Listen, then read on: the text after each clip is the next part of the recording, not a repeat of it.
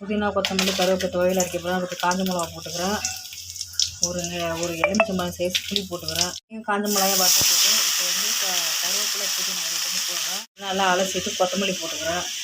வதக்கிட்டு காமிக்கிறேன் உங்களுக்கு. நல்லா இது போல் வதக்கிங்க. வதக்கிட்டேன் இப்போ நல்லா. நான் இப்போ வந்து என்ன பண்ண போகிறேன்னா நல்லா ஆற வச்சுட்டு அரைச்சிட்டு காமிக்கிறேன்.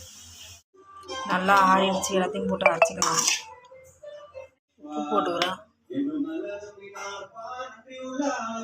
துவையலை வதக்கிறதுக்கு எண்ணெய் ஊற்றிட்டேன். கடுகு 1 ஸ்பூன் போட்டுக்கிறேன். வதக்கி வச்சுக்க துவையலை போட்டுக்கிட்டேன். நல்லா வதக்கினப்பெல்லாம் காமிக்கிறேன் உங்களுக்கு.